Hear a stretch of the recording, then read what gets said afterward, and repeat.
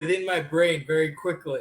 That is it. How are we doing? Social media land. It is your boy Stephen Palmieri coming to you along with Doug Miner for what should be our second show of the year, but really is our first because of my fault, actually. I had to cancel on my buddy Doug for our first show of the year. And so, Doug, it seems like forever, probably because we had Christmas and then New Year's, and then we didn't do a show. And for those of you guys watching, we're bringing this to you guys. Shoot in your comments below and let's get going here. So, Doug, man, how is your year starting off for you, buddy?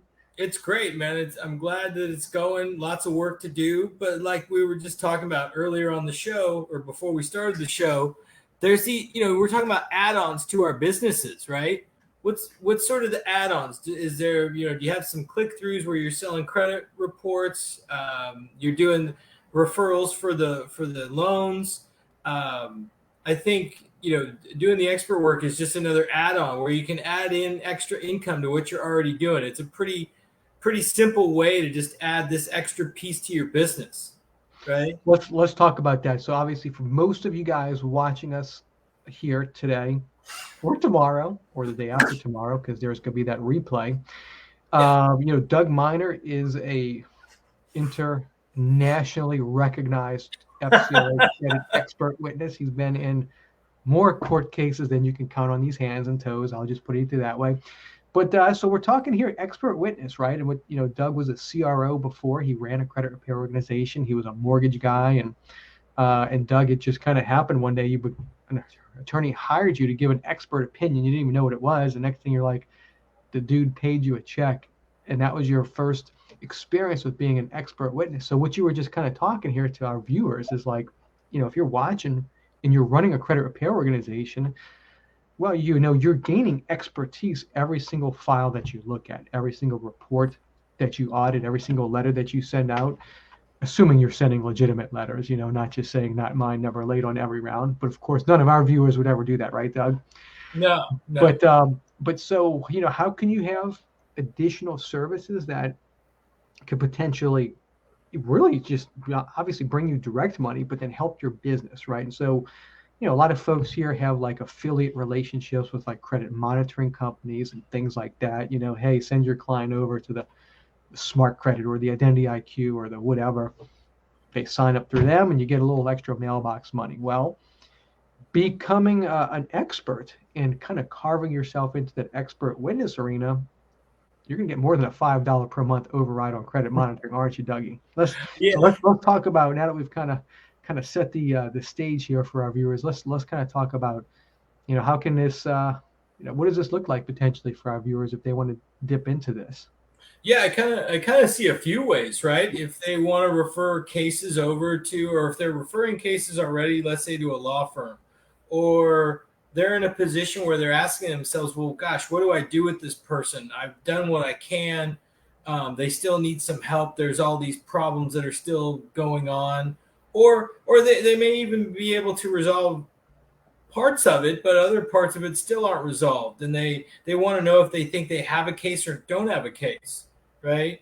You have John Watt who they can contact, but if they wanted to ask me about, hey, does this look like a case that I could work on, or does this look like a case that should be referred to an attorney, something like that. If they want an extra opinion about what they're doing or the case that they have, it's a great way to like have a resource for their customers that come to them and So give them. now, Yeah. so let's talk about this. So obviously, as you know, and as I think most of you watching know, we've got our credit repair pre-litigation training course, which Doug, you're in that. And, we talk about pre-litigation. I share all of my experiences building my business, having clients litigate against the CRAs, the furnishers. Obviously, Doug, you're in the group and you've got experience from the expert witness side. But one of the things, that we hear a lot is just CROs who really want to take it to the next level. They're passionate about really helping their clients. And when you really see that there's errors, I mean, let's be honest, there's errors all the time on credit reports. You're up Sure. against this big, giant, massive system. It's David versus Goliath, and it is really difficult getting attorneys. I mean, So crossing that bridge between CRO, credit repair, here's my client, we're missing a few data fields, to where the attorney's like, yeah, but I need to have this as a case that I really feel comfortable with. There's a huge disconnect there. And, I think we've built a decent bridge with that, with what we're doing in this community, with all the attorneys we do have in this community, with the training course that a lot of folks have plugged into. But still, I hear all the time, we do our weekly training Zooms on Tuesday for the training course group. And still, it's like people are like, yeah, I mean, it's just, I'll talk to 10 attorneys and they all say something different. They all have different appetites for what they're looking for, which is all true, right? Just like if you meet 10 medical doctors, they're going to have 10 specialties. If you meet 10 attorneys, they're going to have specialties, 10, whatevers, right? They're all going to kind of have their niches and their comfort levels and kind of their target market.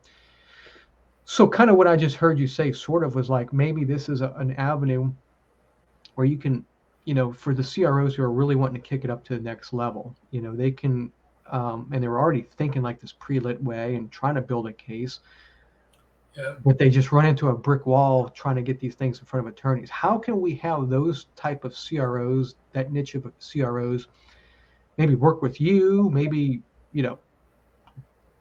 train them? I mean, which I know you'll do like one-on-one coaching. I know we've talked about eventually rolling out a nice expert witness training program. We haven't really got it together yet, but how can we put something together where, because you've got all the attorneys and you know what to look at, where if they come to you, they can say, man, I really feel like this is a case, but I don't, you've got 100 attorneys or whatever in your Rolodex. I don't even know what you have, Doug. I'm just saying, I mean, yeah. Help me to help you, and to Right. also help my client, Doug, because I really feel like there's something here, but as you know, it's David versus Goliath. So, what may be there where we could help that little niche of CRO potentially to help them ultimately get their clients, maybe in front of an attorney who's willing to take a look at it, or to get them where they're more properly aligned with what the attorneys are really wanting, right? Because I think here's the thing. I think as a valuable resource to any of the CROs that are in the group and so forth, or like this group that you're trying to segment out. And what happens a lot, even with me, with either individuals contacting me and they're thinking about litigating, their attorney doesn't know anything about, credit damages or credit reporting sort of litigation. I think what's valuable and what I do a lot of times is just evaluate, looking at the credit report, and then I have a questionnaire and I also have a list of documents to get together. And as a resource for the CROs, you can say, hey, talk to Doug and he'll give you an idea as to what the case is actually worth. Or is it even worth spending money? Or is it worth spending the time to get in contact with an attorney, right? And to your point there at the end, what sort of documentation do you want to put together that an attorney might be looking for in filing a case for you? Or will they take the case, if it's strong enough, on a contingency basis, right? There's a lot of different things, but the value of somebody like me is I can look at it and say, hey, based upon what I'm reviewing and my past experience on cases, this is about the type of, let's say, settlement or benefit financially that may come to you. And with that sort of armed with all that information, documentation, and so forth, going to an attorney and finding one that'll do it on a contingency or that's competent in it and that could do the case for you, that's where I feel like I'm a really valuable resource for your CROs. Yeah, and let's talk about that, because I think the biggest disconnect, and we talk about this in the training course and everything and all the time, is like, so if you look at how the FCRA was actually written and intended, it created processes, procedures. It created procedures for reporting accurate information. It created procedures for reinvestigating, disputing, correcting errors. It stripped away the consumer's common law remedies of negligence, defamation, and invasion of privacy. It stripped that away unless you can argue malice. But then instead, the Congress said, okay, you can't sue them for any of those three things I just mentioned. However, if their procedures failed, you can then sue them for negligent or willful noncompliance of the procedures. So if you send them a dispute, they're supposed to reasonably reinvestigate. the information is not corrected and you gave them enough information to correct it. It doesn't take a genius to come to the pre-legal conclusion that maybe their procedures failed.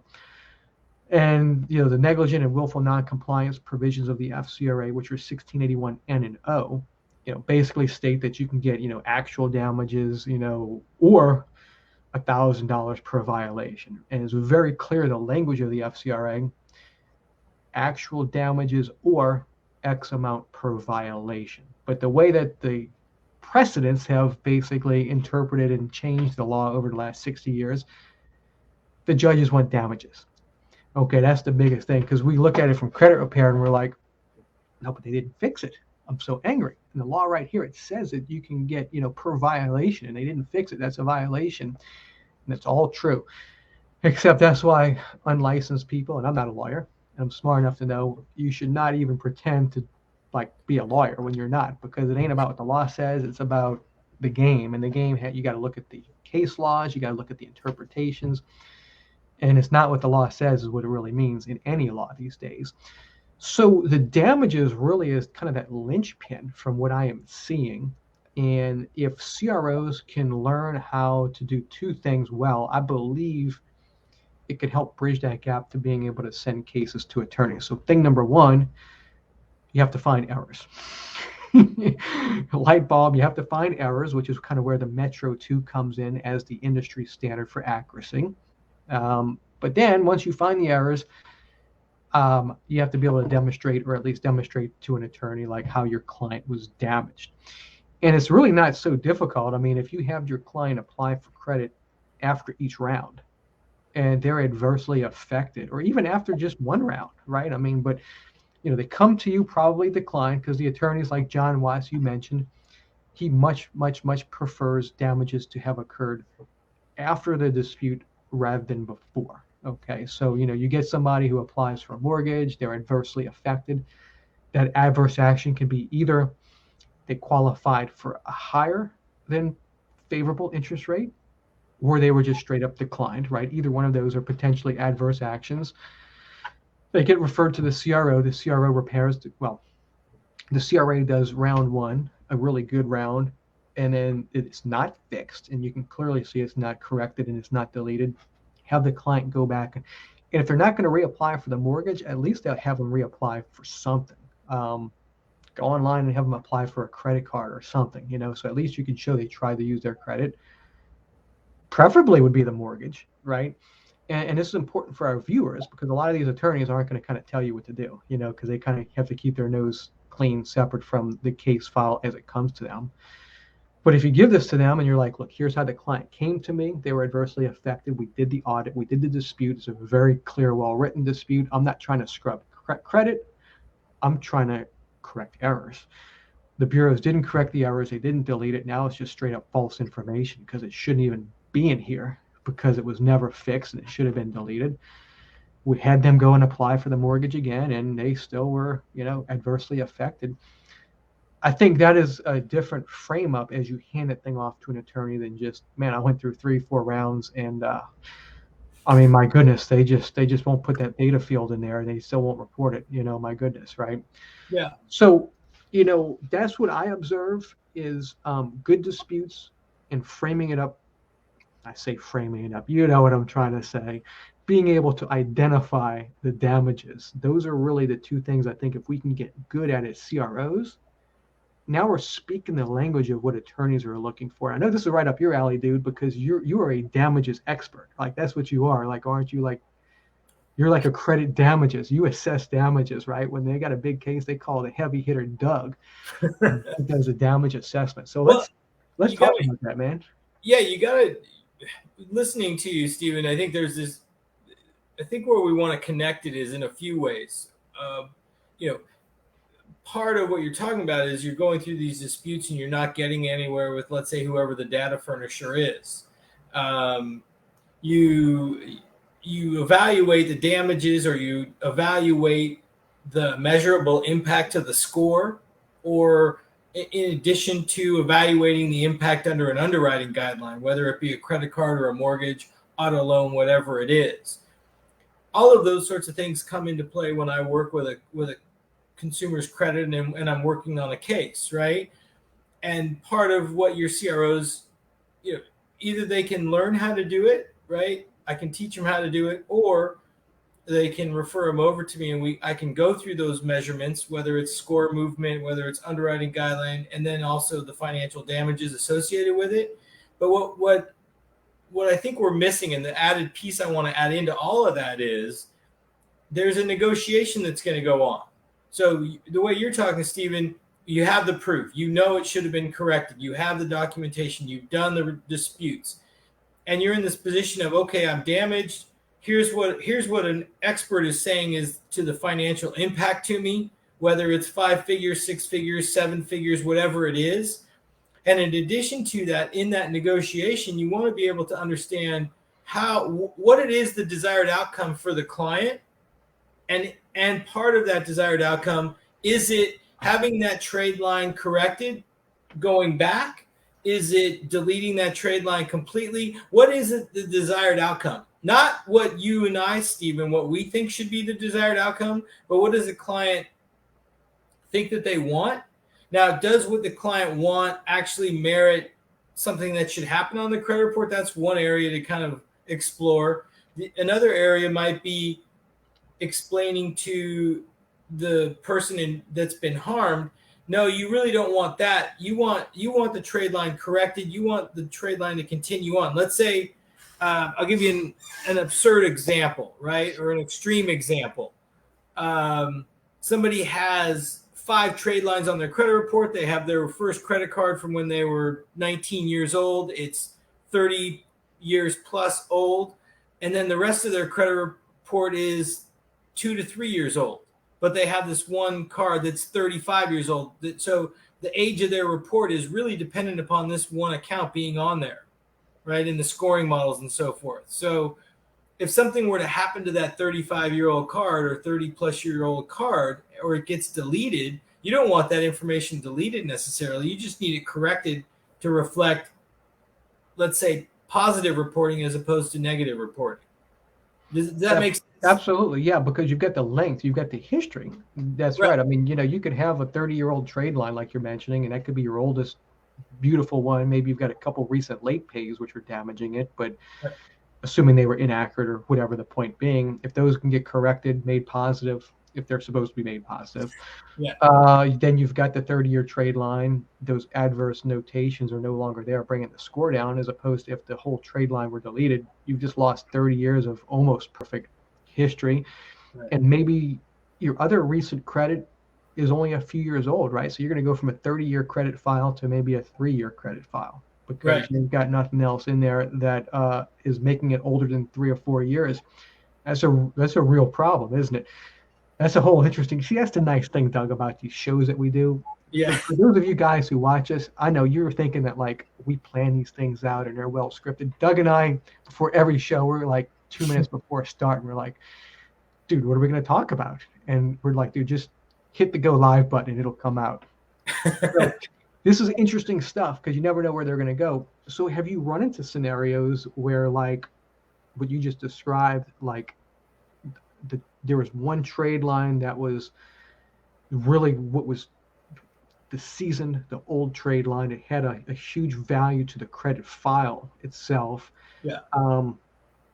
And maybe either it got deleted and it shouldn't have been deleted, or they didn't want it deleted. And then, I mean, like, has that kind of scenario been in any cases that you've worked with, or have you not really seen that? Because that is a pretty interesting scenario that we talk about there. Yeah. So to answer your sort of kind of blanketly, I'm going to say yes. I have had cases, and I've had a case, and these types of, let's say, unique situations come up when you're working as an expert witness on different cases. You see these outliers, right? You're not stuck in this little bubble of I'm working on these credit files. Your scope is very wide in the types of cases that come to me, right?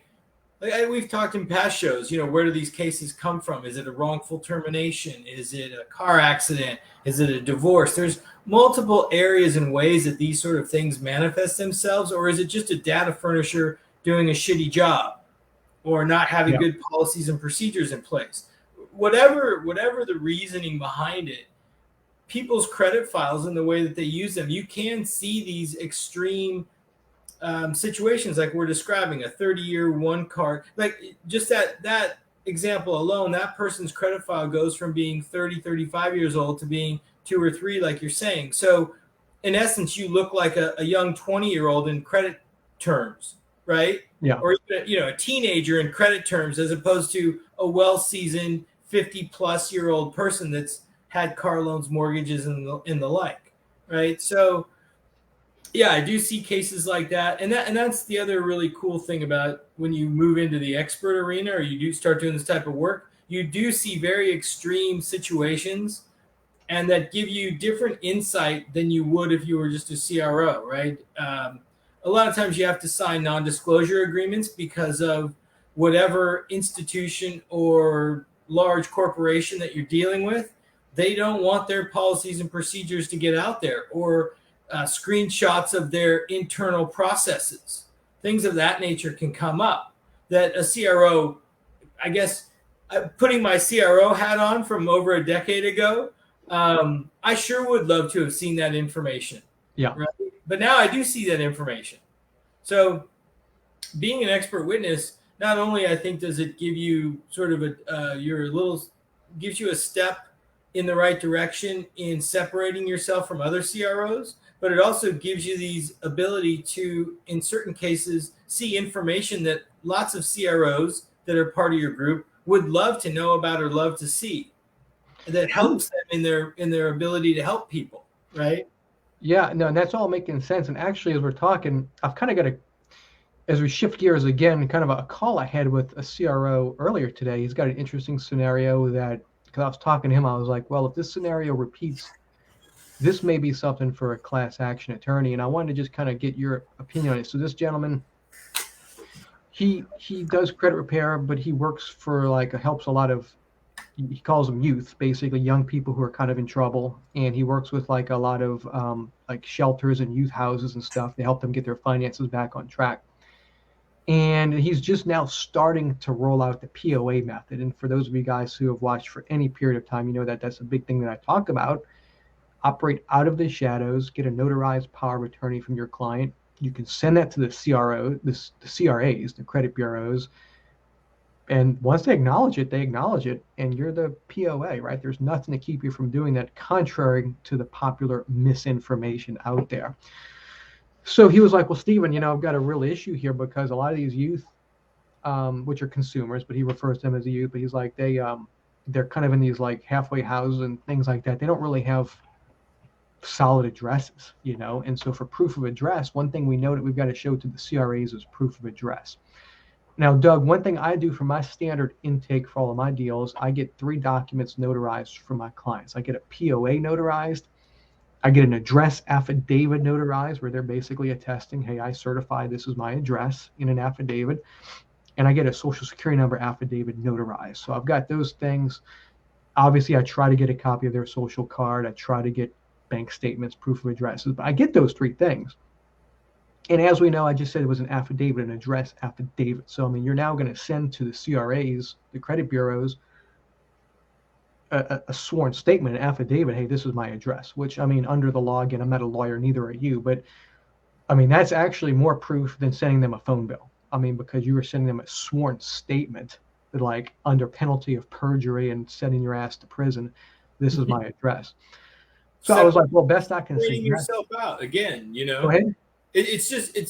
I love it, Stephen. You're separating yourself out again. You're just taking that extra step, taking that extra effort. That's a lot of what we're talking about here. Yeah, and that's what we're talking about. And for those of you guys watching, if you watch any number of our shows and follow Doug and me, this isn't a foreign concept. But, so what I was telling this gentleman, I said, best I can recommend is, so here's the issue. So he was like, Stephen, you've been doing POA forever. I'm like, yeah, pretty much. He's like, will the bureaus respond to you? I'm like, well, typically TransUnion and Equifax will send correspondence back to the POA and the consumer.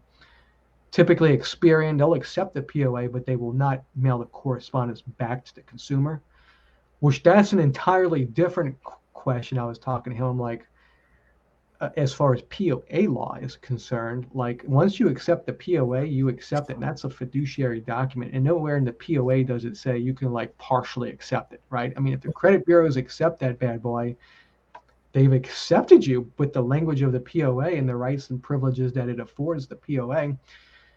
So that's a whole other issue, is how can they actually acknowledge and accept the POA, but still send the correspondence? So they'll do the reinvestigation and stuff like that, but they're going to send the correspondence back to the consumer, which that's an interesting scenario to see if that ever gets like litigated on a big scale. That's not really FCRA, that's more POA law, but still, I mean, how the hell can Experian accept your POA but not send you as the POA stuff? But that lies the heart of this issue we're talking about. I was like, well, yeah, your consumers, your youth, they're going to still have to monitor their mail, because Experian, in my experience, they're not going to send you anything unless it's a case that gets super escalated. Then you'll get a case manager and they'll email you or maybe call you or whatever. But typically, they're not going to communicate back to you, which is total ridiculousness, because you are the POA. They've accepted your POA certain capacity, but they decided they're still going to just like circumvent you on certain other things. And he was like, well, that creates an issue, because these people are in these different halfway homes or whatever you want to call them. I mean, they're in transition and stuff, and they're hiring me to like really help them. I'm like, all I can say is document your process really well, because I do know a pretty good class action attorney that does FCRA, FDCPA, TCPA.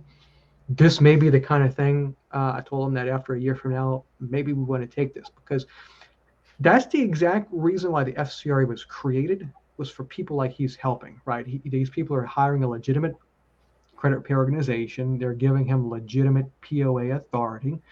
The FCRA does not prohibit POA. The consumer reporting agency's own documents that they send to the consumers say they will deal with third-party, legally authorized third parties. So there is no secret except for just the misinformation facade. And he's got a real conundrum, because he's trying to help these people. And like a true POA, if he says, hey, please forward all communication to this address, they should do that. And they're legally covered, the bureaus, because they've got this POA that says, hey, well, we gave it to him, I mean, and they're going to come back in their defense if it ever becomes a legal issue and say, oh, well, the FCRA says, the consumer. Yeah, but that's all BS, because the consumer can have a legally authorized representative. Their own documents state that. So I'm just it was an interesting scenario. And as we're talking in the expert witness world, just, if a scenario like this were to, I know we're just talking hypothetically now, but, if a case like this or a number of cases were to come to you with this kind of fact pattern, hey, these consumers got a legitimate POA and they're having real issues going through this process successfully, because for whatever reason, the address that they're using is this halfway house or whatever, and Susie Q administrator is just getting the mail and shredding it or whatever the case is being. But if they're sending so my point is they should be able to send an affidavit stating, regardless of the address on my driver's license or my government ID, this is my address. Please change my address in your file and please send it to whatever PO box address or whatever address. Like if you attest to that in a certified sworn affidavit, the bureaus, who are they to say that they're smarter than the affidavit, right? I mean, they've got that affidavit. So, in theory, what should happen is these youths should be able to swear to an affidavit, send it to the CRAs, have the CRAs update the contact information based on that affidavit to go to a PO box or whatever that the consumers agree to, that the CRO can control, and so everything is good, right? So I think that would be the core fact at issue, right? Like if a case like this were to come your way, and let's suppose that is attempted on numerous occasions with numerous consumers, and it results in the CRAs not really playing ball. They're like, dude, we need bank statements, we need phone bills, we need, your left testicle, because, your sworn statement really just isn't good enough. Because they will take government IDs with wrong addresses, right? I mean, we all do that, and we just write on there, this is a proof of identity, this is not a proof of address. Please refer to the bank statement as the proof of address. This driver's license with my old address. So we all know that the driver's license really is a proof of identity, not necessarily also required to be a proof of address. So we're just kind of talking a hypothetical. I mean, let's suppose this scenario were to come your way. How would you, from a damage expert, assess I mean, what are your thoughts on this kind of a fact pattern? Because this is really what the FCRA was designed to eliminate, in my opinion. And this Yeah. poor guy is still going through these issues. Yeah. When you say youth, it's a little, it Like can't. consumers, like 18 to 25-year-old consumers. I Okay. mean, And they're in let's say they're in some sort of halfway house, and you know, I'm sure all of these people have different time frames. They may be there 30 days, they could be there 6 months, right? As far as using the addresses, you know, having a PO box somewhere is reasonable. I think if this, I feel like as a class action, if this person that you're dealing with is coming across this stuff all the time, I think it's probably better to talk to John Watt about it, yeah. right? Well, I mean, obviously, I'm not asking you for a legal opinion, but you look at things on an expert level. I mean, I mean, maybe you don't want to answer for a certain reason. That's cool too. I mean, I'm just saying though, like, it seems to me that this is the exact kind of shenanigans that the FCRA was designed to to to prevent. I guess Right. that's what, because you can send them an affidavit with your address, and they'll still be like, dude, what is this? What's an address affidavit? We need a bank statement and a utility bill. You know what I'm saying? Which are actually legally inferior documents to an affidavit, right? So, have you dealt with proof of identity, proof of address, identifier type situations in cases, or you're more focused on like the debt itself, I guess? I think two things. One is I'm thinking of a case where there were some address issues and similar to kind of what you're bringing up. I'll have to go back and look at the case and kind of see the fact pattern and see how it all lays out and what I did on the case. So maybe in the next show we can kind of go back to that and follow up with everybody who's watched this. And I think too the class action stuff. I like those cases just because they tend to go on for a while and they can be good money makers from a standpoint of that. I Yeah. think the only thing I think that's sort of like in general, I'm speaking generally, not about everybody, but when you're dealing with, let's say, younger people, the socioeconomics of a younger person and the damage, the financial impact that it has is typically less than somebody who's had credit for, a 30, 40, or 50, 60-year-old person, right? So the damages in something like that tend to be smaller. And then is it worth the time to deal with it? I think that's just another issue. And like going down this class action arena might be the way to go. And I think John could probably Yeah. shed some light on that. I mean, so you've Uh, got an interesting point, as we kind of take this one in for the landing here. yeah, They may not have as many financial economic damages, but on the flip side, can you imagine going in front of the jury? This is the exact demographic that the jury would love. And I'm not trying to be like, one of these bleeding heart, like civil activists, but I'm saying these poor people, these young people are like trying to clean their lives up. They got in front of an expert that they gave a power of attorney to get their mental health and their financial health cleaned up.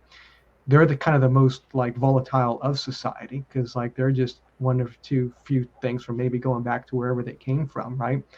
So they may not have like the history of financial damages like you were alluding to, but we shouldn't underestimate or forget about the fact that the FCRA damages are damages, including like mental anguish. I mean, you can, if you can demonstrate that is actionable under the FCRA. You know what I mean? And so anyway, obviously we're kind of talking to hypotheticals, but I mean it's a real scenario. It's just not a court case. But I I mean, think that's I think Stephen. I think what this brings up for me is with your group and everybody following. It's like if they do come across interesting and unique situations, they should pose questions to you and I. They email me Doug@dougminer.com. It's super easy. They can always call my office or just look me up on the internet and hit me an email that way. But yeah, these unique situations, I think probably this group is the right one to ask to do that and to look into it, and let's all learn from it and see what we can do to help these people. look at that. Doug@dougminer.com. Super easy. I'm thinking you should just create super easy at dougminer.com. That is what you guys should email. But no, so if you guys want to reach out, to Doug@dougminer.com. And Doug, you love talking to people and you love helping people. And if people want to take a deeper dive into Maybe you coaching them or whatever, helping them to figure out if going the expert witness route is something for them. Are you, as they say, are you open for business? Do you help consult with people? Yeah, I'm open for business. I actually had a past student of mine from one of the classes contact me, getting his first case and wants some help on it. So, and I think that's another thing. Like, let's say you brought a case to me. I'm happy to kind of take you through it and walk you through it. If you don't want to actually do the expert work on the case, at least you can learn from it, right? And I think Yeah, that's really valuable. I can't. It's hard to just say like, hey, how valuable it is, but I've been where the CROs are, and I can yep, tell you, it would have been extremely valuable to me if I was in their position. So exactly. And those of you guys watching, I mean, you guys can appreciate the value of what we're bringing to you because obviously, you're watching this. And so, yeah, I mean, the people who are watching, they get it. They're, this is good content, good connections. And so Doug is giving you his email, reach out to him, and he's a wealth of resources. And of course, if you guys are interested in diving deeper in everything we talk about in our training, we talk about power of attorneys. Metro 2 is the industry standard, beating up the furnishers with furniture direct disputes as well, just pulling out the stops. You can go to creditrepairtrainingcourse.com. And that being said, Dougie, any final thoughts before we wrap this one up for our raging fans out here? no, man, I'm glad to do the show. I'm glad. Hope we enlighten some people today, and hopefully they'll start taking that extra step. And I look forward to hearing from them. You know. Absolutely, yeah. So Doug at dougminer.com, creditrepairtrainingcourse.com. And you guys take this information, do something amazing with it, help your clients, and we will see all of you guys on the next show. Y'all take care.